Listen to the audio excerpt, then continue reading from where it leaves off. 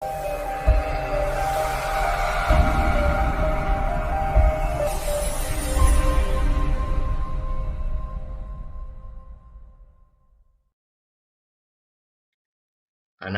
yang terkasih, salam sejahtera, salam sehat, salam damai dalam kasih Tuhan.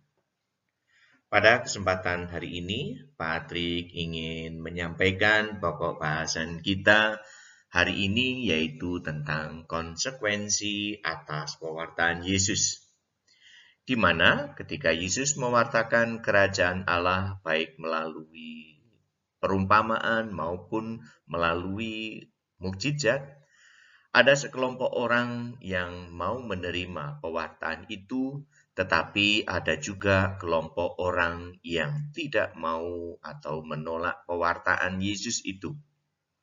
Nah, orang yang menolak pewartaan Yesus inilah yang akhirnya berusaha dan berjuang untuk menangkap Yesus, untuk mengadili Yesus, dan akhirnya terjadilah kisah sengsara dan wafat Yesus Kristus.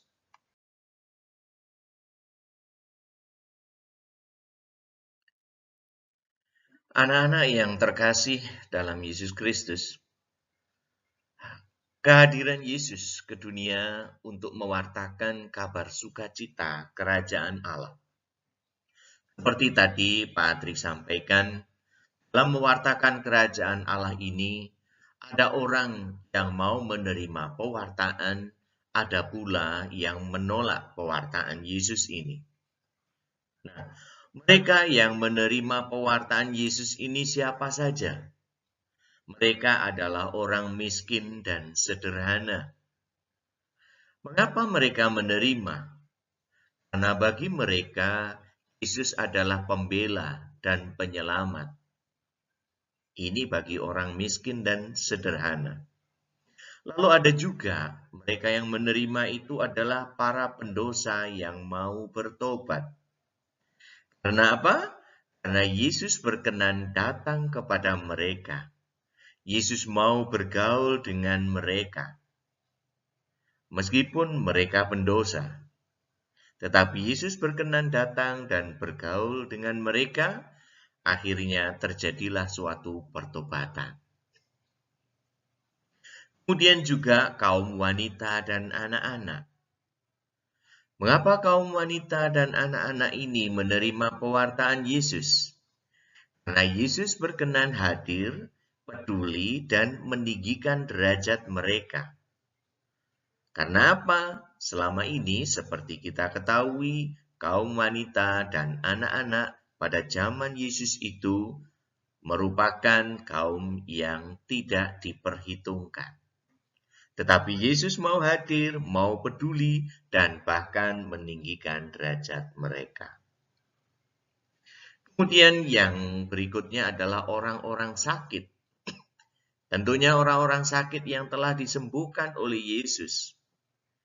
Karena orang-orang inilah yang secara langsung merasakan kebahagiaan dan kegembiraan atas pewartaan Yesus. Terlebih dengan mukjizat penyembuhan yang mereka terima. Nah, inilah kelompok-kelompok orang yang menerima pewartaan Yesus.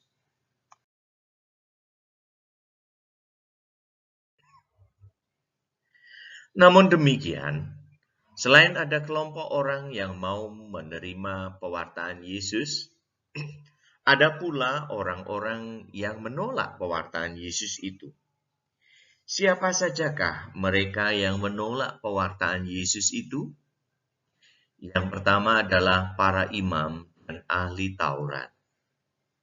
Mengapa mereka menolak pewartaan Yesus?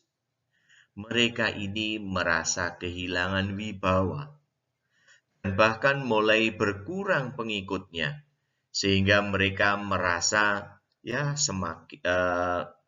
semacam ini terancam oleh kehadiran Yesus. Karena banyak ajaran-ajaran Yesus yang juga mengecam perilaku para ahli Taurat. para imam dan ahli Taurat yang hidupnya tidak sesuai dengan apa yang diwartakan oleh Yesus. Kemudian dua, ada orang-orang kaya dan mapan. Mereka ini ada yang menolak atas pewartaan Yesus karena kerajaan Allah yang diwartakan oleh Yesus menuntut keberanian untuk meninggalkan segala-galanya, termasuk meninggalkan harta benda, kekayaan, dan kemapanan hidup. Bagi orang-orang kaya dan mapan, ini merupakan suatu tantangan tersendiri. Lalu kemudian yang berikutnya adalah para penguasa. Mereka juga termasuk orang-orang yang menolak pewartaan Yesus. Karena apa? Karena Yesus sering mengecam mereka. Sehingga mereka merasa bahwa kedudukan, kehormatan, dan kekuasaannya bisa terancam dengan kehadiran Yesus, dengan pewartaan dari Yesus ini. Lalu kemudian juga orang-orang Farisi. Orang-orang Farisi ini menolak pewartaan Yesus karena apa? Kehadiran Yesus dianggap akan merusak tatanan hidup sosial dan kemasyarakatan yang menurut mereka sudah mapan.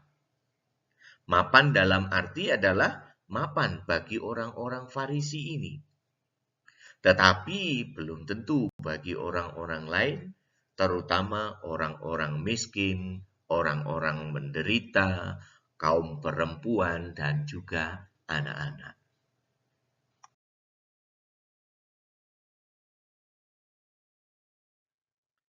Nah, anak-anak yang terkasih, bagi orang yang menerima pewartaan Yesus, bagi orang-orang yang mau menerima pewartaan Yesus, maka bagi mereka Yesus adalah Mesias. Bagi mereka, Yesus adalah penyelamat. Namun demikian sebaliknya, bagi orang-orang yang menolak pewartaan Yesus ini, mereka menganggap bahwa Yesus merupakan batu sandungan bagi mereka. Yesus mengancam kedudukan ataupun keberadaan mereka. Oleh karena itu, mereka inilah yang berusaha untuk menjatuhkan, bahkan berusaha untuk menyingkirkan Yesus. Mulai dari mengungkapkan pertanyaan-pertanyaan yang menjebak Yesus, sampai kemudian juga terjadilah peristiwa sengsara dan wafat Yesus. Ini anak-anak yang terkasih, merupakan konsekuensi dari tugas pewartaan Yesus dalam mewartakan kerajaan Allah. Yesus sadar betul bahwa dalam mewartakan kerajaan Allah ini, ia punya konsekuensi. Dan konsekuensinya itu sudah ia ketahui jauh hari sebelumnya.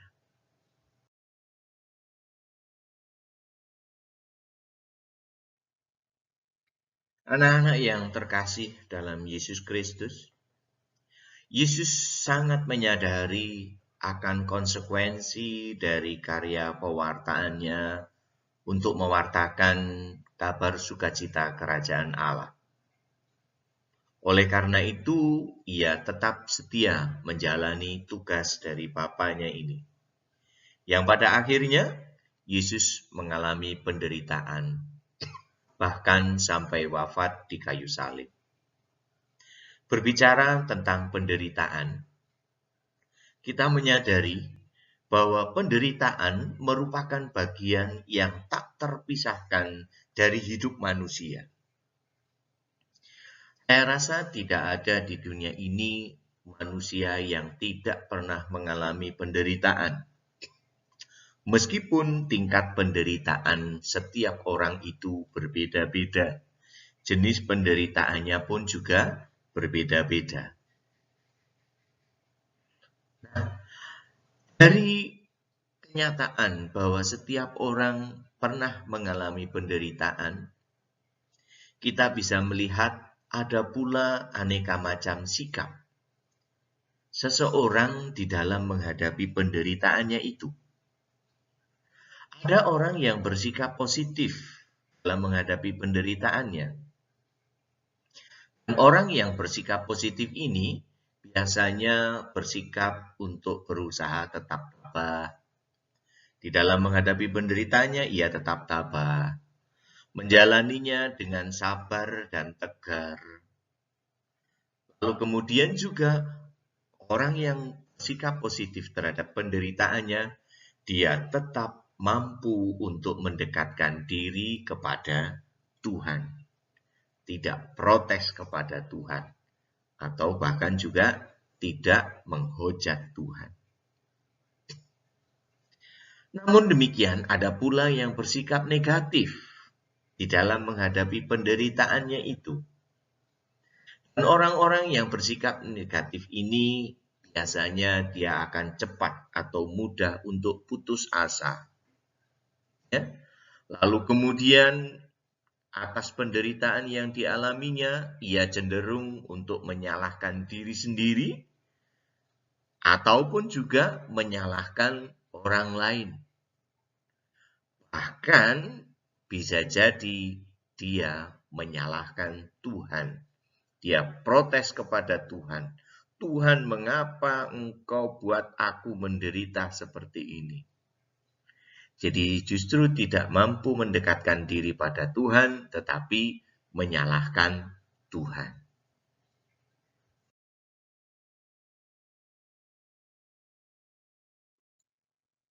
Nah, anak-anak yang terkasih, Yesus pun dalam menjalankan tugas perutusan, mewartakan kerajaan Allah, juga mengalami peristiwa penderitaan itu. Bahkan boleh dibilang Yesus sungguh mengalami peristiwa sengsara yang luar biasa. Sebelum kita melihat mengenai kisah sengsara Tuhan kita Yesus Kristus, kita lihat ada dua peristiwa penting sebelum sengsara dan wafat Yesus itu. Yang pertama, sebelum menderita sengsara, Yesus menyuruh para muridnya untuk mempersiapkan perjamuan Paskah bersama. Yesus tahu bahwa ia akan menderita sengsara dan wafat. Maka Yesus menyuruh para muridnya untuk mempersiapkan perjamuan Paskah bersama. Bahkan Yesus menyatakan bahwa setelah ini ia tidak akan bisa makan Paskah bersama dengan mereka. Ini menunjukkan Yesus tahu apa yang akan dialaminya. Kemudian peristiwa yang kedua, setelah mengadakan perjamuan Paskah, Yesus ditemani oleh para muridnya pergi ke Taman Zaitun, ke Bukit Zaitun. Untuk apa? Untuk berdoa, mendekatkan diri kepada Bapanya. Ini memberikan teladan kepada kita bahwa dalam keadaan apapun, ketika kita mengalami kesesakan, hendaknya kita pergi mendekatkan diri kepada Allah.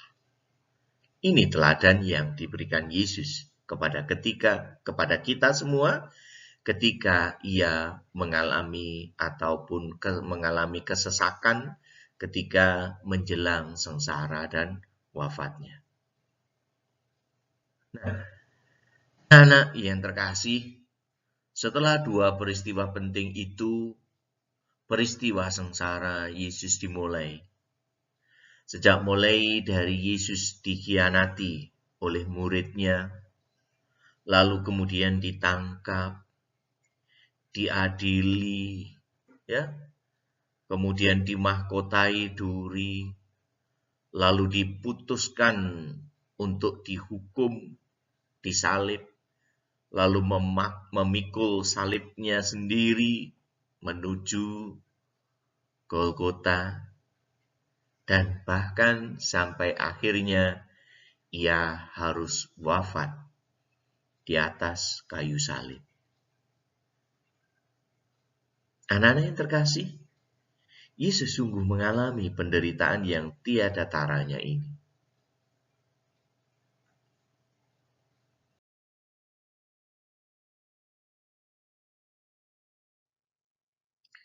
Anak-anak yang terkasih, meskipun Yesus mengalami penderitaan yang tiada taranya ini, banyak hal yang patut kita teladan dari diri Yesus ketika menghadapi penderitaannya. Antara lain, Yesus menjalani penderitaannya dengan penuh ketabahan. Dalam bacaan kitab suci maupun di dalam ilustrasi film-film tentang kisah sengsara Yesus, tidak pernah digambarkan Yesus mengeluh. Tidak pernah digambarkan Yesus membalas hujatan-hujatan banyak orang itu. Tidak pernah digambarkan Yesus marah-marah kepada mereka yang mengolok-olok Yesus. Tetapi Yesus menjalani penderitaannya itu dengan penuh ketabahan. Kemudian juga, bahkan Yesus mampu menghibur wanita-wanita yang menangisinya. Artinya apa? Ketika Yesus mengalami penderitaan, meskipun Yesus mengalami penderitaan, Yesus tetap mau menghibur orang yang menangisinya. Yesus tetap mau solider kepada orang yang menderita. Kemudian yang ketiga, Yesus meyakinkan para prajurit dan orang-orang yang mengikut jalan salibnya bahwa kekuatannya memanggul salib karena cintanya yang begitu besar kepada manusia. Dan percaya bahwa Bapanya selalu menyertainya.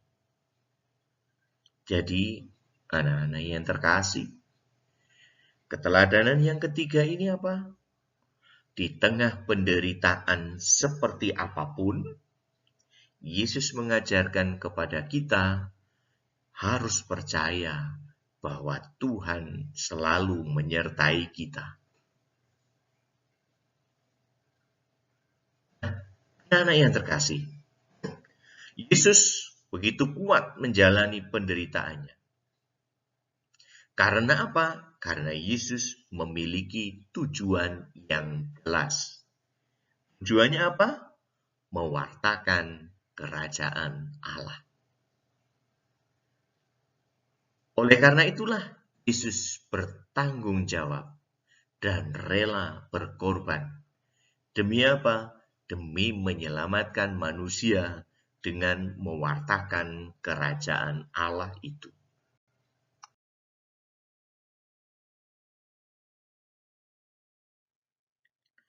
Nah, anak-anak yang terkasih, kita sebagai murid Yesus, kita sebagai pengikut Kristus, haruslah belajar dari Yesus. Haruslah belajar dari sikap Yesus di dalam menghadapi penderitaannya. Kita lihat yang pertama tadi, yaitu apa?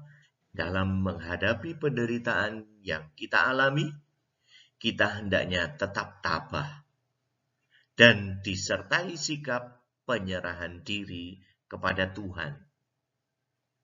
Justru dalam penderitaan inilah kita bisa betul-betul berserah diri kepada Tuhan dan mengandalkan kekuatan dari Tuhan.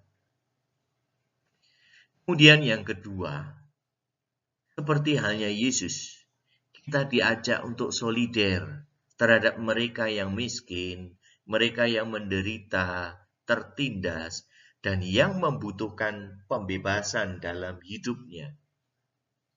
Entah pembebasan dari penderitaan, kemiskinan, kelaparan, kehausan, kita diajak untuk solider. Meskipun kita sendiri belum menjadi orang yang hebat, atau bahkan kita sendiri menghadapi penderitaan kita. Tetapi Yesus mengajarkan kepada kita untuk tetap solider kepada mereka yang juga menderita. Kemudian yang ketiga, kita diajak oleh Yesus untuk berani menghadapi resiko demi menegakkan kebenaran dan keadilan. Kita tidak usah takut dengan penderitaan jika itu semua untuk menegakkan kebenaran dan keadilan. Nah, anak-anak yang terkasih, inilah yang Patrick perlu sampaikan di dalam pembahasan kita mengenai sengsara dan wafat Yesus. Bagaimana kita mampu dan bisa meneladan Yesus di dalam menghadapi sengsara dan penderitaannya. Semoga dengan penjelasan ini semakin memperkokoh iman kita kepada Yesus dan memperkuat keinginan kita untuk meneladan aneka sikap-sikap yang telah ditanamkan oleh Yesus. Semoga Tuhan senantiasa memberkati kita semua. Amin.